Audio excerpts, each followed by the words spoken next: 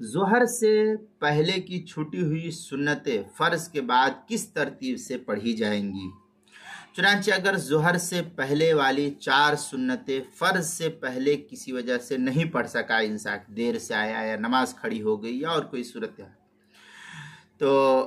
فرض کے بعد اولاً 2 رکعت سنت مؤکدہ پڑھے، اس کے بعد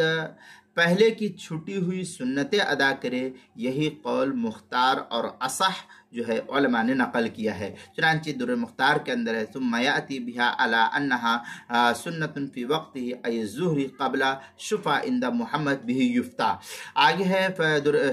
فتاوی شامی میں اقول وعلیہ المتون لیکن رجح فی الفتح تقدیم الرکعتین، اس طریقے کی عبارت جو ہے فتاوی شامی جو زکریہ بک ڈپو دیوبند کا ہندی نسخہ ہے اس کی دوسری جلد صفحہ 513 اور 514 پر اس کو نقل کیا، اور احسن الفتاوی اس کی تیسری جلد صفحہ 485، کتاب المسائل اس کی پہلی جلد صفحہ 490 پر بھی اس کو نقل کیا گیا ہے۔